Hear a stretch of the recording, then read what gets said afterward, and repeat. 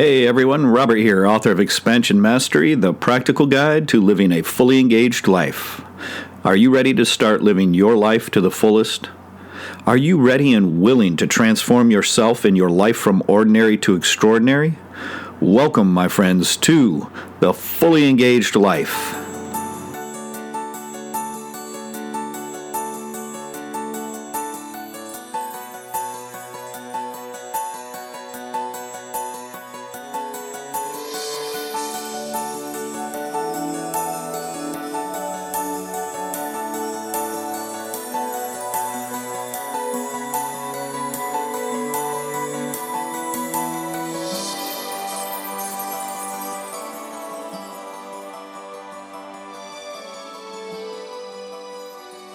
Welcome back to the show, everyone. Before I begin today's episode, I thought I would give a brief update on a couple of the previous episodes that we covered. The first one being that of the brain fog. I think it's pretty easy to see that this continues to worsen. From my own experience, my wife and I were walking out of the grocery store last week, crossing the crosswalk into the parking lot with our cart of groceries, and a woman came flying through that area about 3 times what she should have been and narrowly missed striking us in our cart. I had to move the cart out of the way, and she ended up swerving just a little bit at the last second where it appeared, from what I could see of her actions inside the car, she just finally realized we were actually there. Didn't even see us, had no idea, even though there was nothing obstructing her view. Along with that, we were driving into Sausalito for dinner, and there was a white pickup that merged off of the highway onto an exit ramp and then suddenly just cut back into the highway right at a number of vehicles. People were having to hit their brakes and swerve out of the way and hit their horns, and the same thing happened as we took our exit to Sausalito. The truck was up in front of us a little bit, and suddenly he just turned off of the highway at the last minute onto the exit, just about running us off of the road, and then he cut over and went through back onto the highway right at a number of vehicles.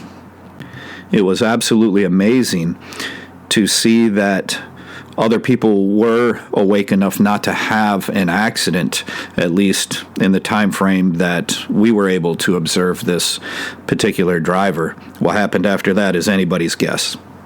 So this provides us with the perfect opportunity to study awareness, to make sure that we remain present and aware at all times, especially when you're around vehicles, whether that be in the highway, a parking lot, crossing a street, whatever it is. Stay vigilant and aware. And the other podcast was on giving our power away. It seems that many people are still mindlessly doing so. Others are starting to wake up and take that power back. However, we see that the politicians here in the United States, and indeed in many countries throughout the world, continue on their tyrannical rampage as their egos continue to inflate to astonishing levels, resulting in completely bizarre and tyrannical behavior. Another area demanding our awareness, we need to make sure that we are not surrendering our power to them or anyone else for that matter. And on to today's topic, the hazards of overthinking. This continues to be a monumental problem. It seems to be worsening as well, which I discussed several years ago in a number of podcast episodes where I explained how as the ego continues to inflate, this will happen. People will become increasingly stuck in their head, and what that means is a dramatic increase in mental activity. In other words, you won't be able to stop thinking. You won't be able to turn it off. How do you know if this is the case? Well, it's pretty simple. you'll notice that you retreat into your head a lot, just kind of drift away into like a daydream state where you're just that deep in thought. You may also notice yourself waking up about every hour throughout the night. That is because your brain will not stop. Your mind is just continuing to think all the time, and through doing so, you are awakened because of so much intense mental activity. And when we are trapped in this state of overthinking, over-rationalizing, over-analyzing, what generally happens is that the ego is invoked more so than ever, because ego is housed, ideally, with what corresponds with the left side of the brain, so that when we think, the ego is then activated. When we have more right-brained activity, where we are not thinking, but feeling and experiencing, then the ego doesn't have a tendency to be as present. But because of the ego's presence, when we are overthinking, another byproduct is formed, and that is one of becoming more controlling. And I think even with just as far as we've gone, it's very easy to see the downward spiral that you're in. Now, overthinking is a problem for human beings anyway. It's part of the affliction of the ordinary mind. But today we see this worsening. And as egos continue to inflate, this is part of what will take place. So this is a problem of the ordinary mind. However, one of the things that I have been observing is that any of my clients or students that are involved in academia, either as a college student or a teacher of some sort, this is increasing in them exponentially, far more than the average person. And it's creating far greater problems for these individuals. So let's examine this from a few different perspectives. If we look at it energetically, when we are engaged in intense, focused thought, which we have to do from time to time, right? When we're filling out our taxes, if we're handling something for our business, our home finances, there's a time and a place for focused, intense thought. Sometimes we have problems we have to figure out. But this should not be our normal mental state. When it becomes so, what happens is the energy rises to the head, and the chi, the energy, the vital life force, whatever you would like to call it, builds in the head. And it can result in stagnation and blockages of the energy flow through that area. It can result in pressure on the brain. It can result in things such as headaches, pain behind the eyes, tension behind the eyes, even nosebleeds, things like that. And when that is sustained, other issues can arise affecting the brain directly. From a purely physical standpoint, when we are overthinking, it causes a sense of tension throughout the body. It becomes increasingly difficult to relax. And this is one of the reasons why, as a defense mechanism, which is taking place completely unknown through the unconscious mind of the individual, they decouple the mind from the body, detaching those things so they don't experience the unpleasantness of all of the tension and stress that is taking place in the body, so they don't even notice it.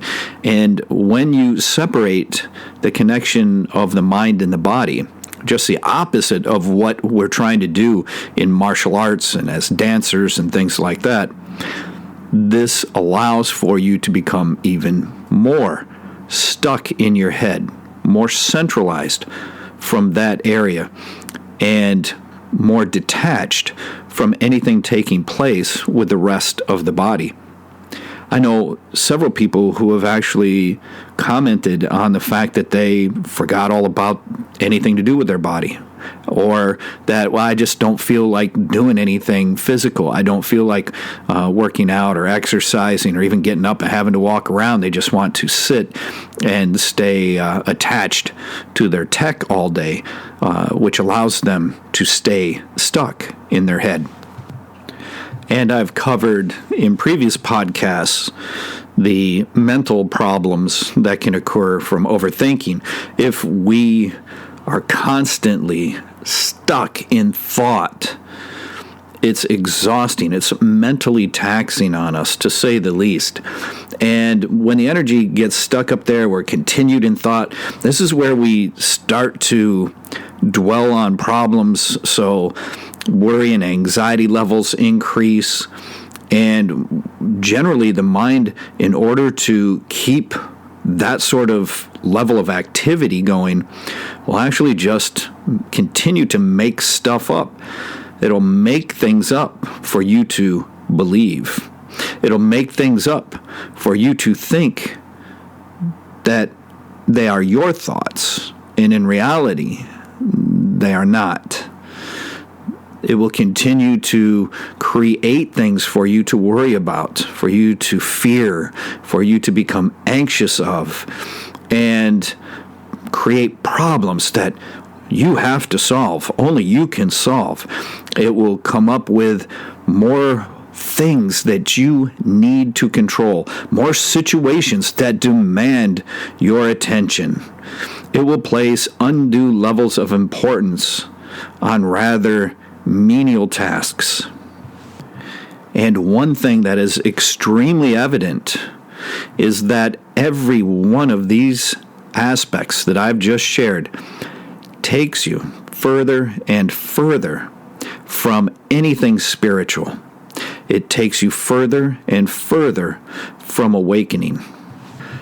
It's pretty simple. The more we think, the more of our own BS we actually start to believe.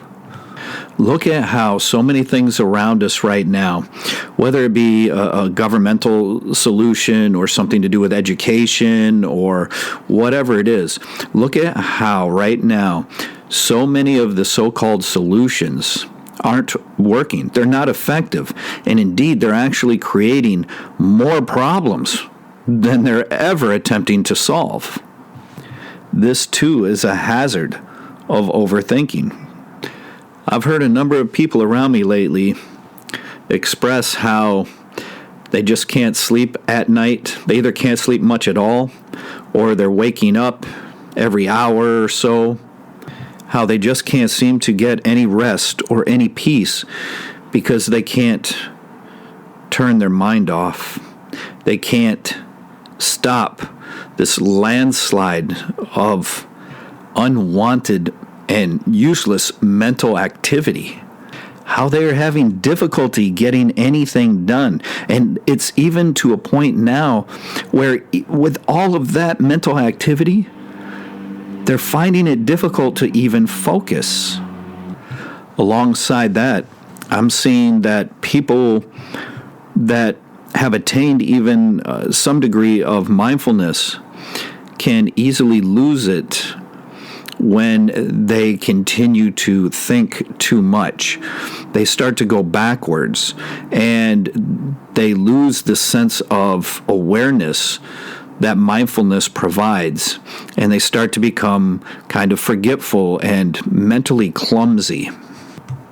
Right now, overthinking is a very serious and dangerous problem. It's something we have to be aware of. It's something we have to watch out for. And if we are suffering from it, we have to take action. It's never going to let up on its own. It's only going to increase. We have to engage in very specific things in order to get this to relax. Now, of course, the best thing you can do is meditation. But a lot of people are defeated in meditation in mere seconds as they are quickly beaten down by their own incessant mental activity. finding it absolutely impossible to slow it down, let alone bring it to a point of stillness. So what else can we do? Well, I'd like to provide a few examples, a few answers that you may find interesting and hopefully rather enjoyable. The first one is this. Take at least 5 minutes, 10 minutes. Take your shoes off, go out in your yard, front yard, backyard, doesn't matter. Just go out and walk around barefoot. Feel the grass or sand if you're on the beach or wherever it is. Go out somewhere and walk around barefoot. If you don't have anywhere you can hike or a beach nearby or something, use your own yard. But go out. Take some deep breaths and just pay attention to what you feel under your feet. It's as simple as that. Just for 5 or 10 minutes, be aware of your breath. Just breathe and be aware of what you feel under your feet. It's that simple. It's that alone that can make a tremendous difference and give you a little bit of peace and relief from all of that mental activity. There are many practices that can help. The key is not to bite off more than you can chew in the beginning. So keep it simple. You can even find a place where you can lay down. You can even do this in your bed if you like. It is not recommended that you ever fall asleep in an actual state of meditation. So this isn't meditation. This is a meditative practice. But you can go to bed, and as you're lying in bed, focus on breathing through your abdomen. Just feel your abdomen rise up and fall back down. You can put your hands on your abdomen around your belly button area or just below if you like. And just take nice deep breaths.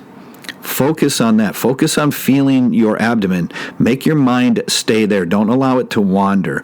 This is wonderful because it helps strengthen your mind. It helps you to be able to focus, and it can slow down or stop a lot of the extraneous thoughts that aren't even yours to begin with.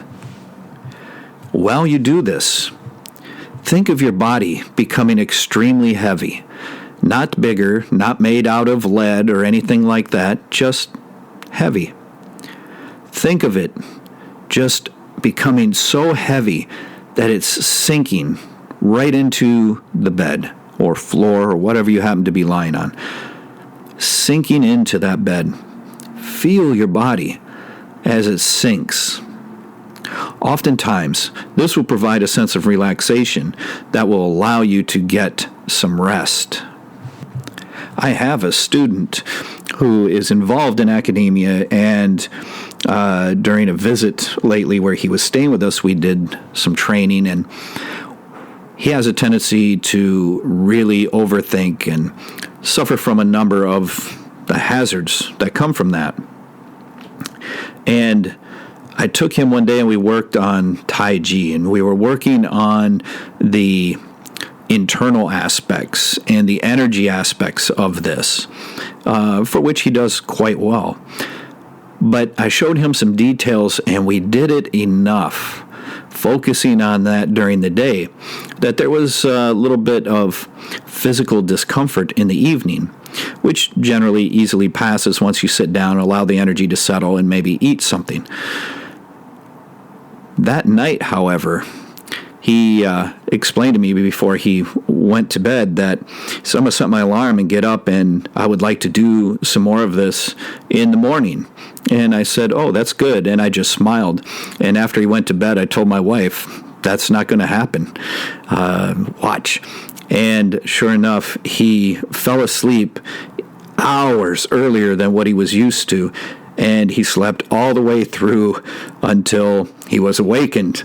And so then I smiled. I asked him, did you get out there to do anything yet? He said, no, I didn't. And I said, oh, I thought that was the plan. He said, yeah, that was the plan, but I just didn't get up in time. And I said, well, how did you sleep? And he goes, I went out. I have no recollection. And this is somebody who wakes up constantly throughout the night. Slept the whole night through. It's amazing. What a gift, huh? What relief. It's incredible. And that day he was energized, ready to go, sharp. He's on it. It's a wonderful thing. So all of these things can make a tremendous difference for you. Likewise, engaging in practices that can teach you how to turn the thoughts on and off at will. Well, I think the value of that is quite clear, huh? Imagine if you had a magic switch on the side of your head that you could just turn your thoughts off if you didn't want to have that anymore.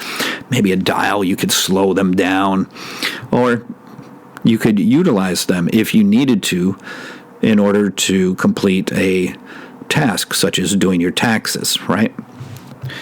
Well, things like mindfulness, meditative practice, and meditation provide you with just that.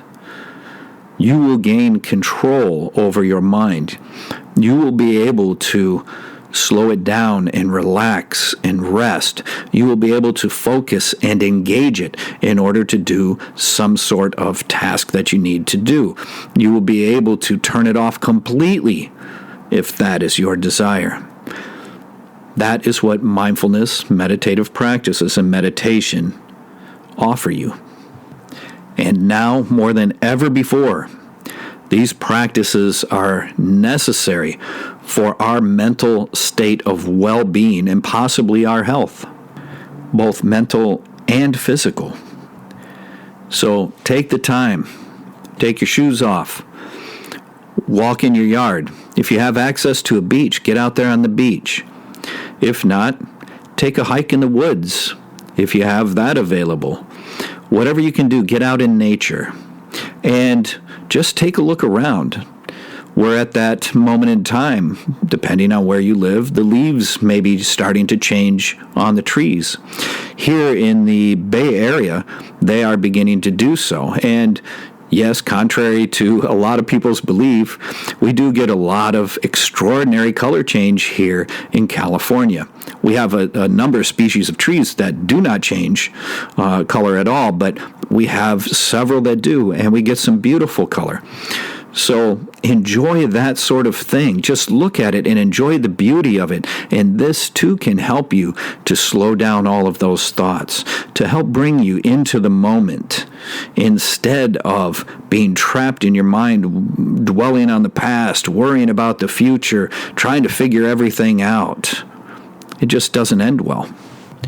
One of the things that I tell my wife about often is how nice it was to take the boat and go out fishing with my grandfather. He and I would go out sometimes on the lake which we lived on up north, Manistee Lake. Sometimes we'd be out on Lake Michigan, or once in a great while even Lake Superior, and we would go out and fish. And just the serenity of sitting on a boat, being quiet, the gentle rocking of the waves, it's fantastic.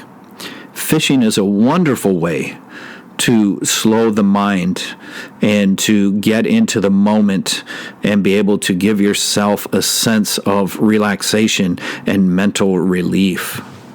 Not to mention, you may end up with a rather tasty meal or two at the end of it all. So find something that works for you, whatever your situation and life and location allows, and get out and do something instead of sitting around thinking. Put the phone down. Oh, yeah, cue all the gasps of horror, right? Yeah, put the phone down and actually do something. You're not doing anything with the phone. Playing with your phone is not doing anything. Okay? Let's be clear on that. Get out and actually do. Move your body. Feel. Look around. Move. Do things. However, when it comes to slowing or stopping the incredible barrage of rampant thoughts in our mind in order to correct ourselves from overthinking, the king of all practices is actual meditation.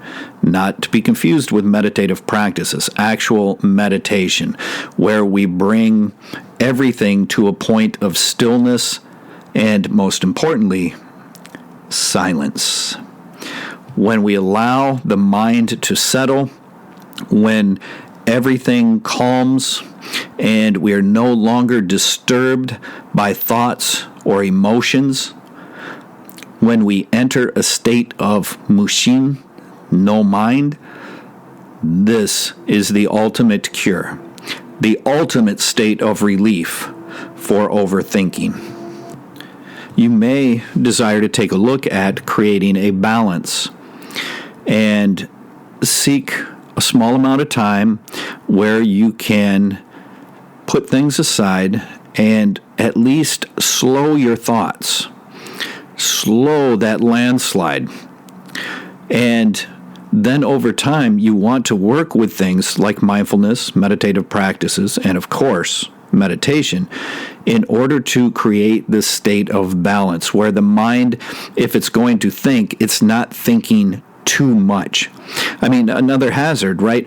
When you are stuck in your head and you're overthinking, you're hearing someone else talk to you, but you can't listen. Your thoughts get in the way of your ability to listen. And this is one of the things that can lead to the comprehension problem as well. It can be the brain fog, or it could actually be that you are overthinking. You've got so many thoughts going on in your head that even though you can hear someone speaking to you, you're not able to comprehend what they're saying because you can't listen. So we need to create a time that allows us to work on this, slowing this down, stopping, and we need to do it every day. And when you do, you will notice that it feels so good, you will want to increase it. And that is fine. That's perfectly normal. And indeed, that would be optimal. So look for this. There's a number of things you can do. It's not hard to figure out ways to get up and start moving. The more you're moving the physical body, the greater your chances of being able to slow the mind. So get up and do something. Get active. Get out. Do whatever. And then engage in practices like meditation. And these are the greatest cures that you have. This is the way to keep your mind healthy and to allow you to have peace and tranquility. So be careful. And as always, remember the first step is observing yourself. Are you overthinking? Are you thinking more or harder, trying to figure things out and control things than you did a year ago? What about 5 years ago? Notice if there's an increase. If there's an increase, there's a problem. If there's a problem, you need a solution. I've provided several of those. Easy to do. Easy to get yourself active and moving on this path of correction. And then once corrected, you can make sure that you prevent it. Please make sure and visit me at www.expansionmastery.com. Check out all the good stuff there. You can also get your autographed copy of Expansion Mastery only on the website. And there's a number of fantastic blog articles there for you as well. Till next time, my friends, I wish you the very best in your practices and your life. Take care.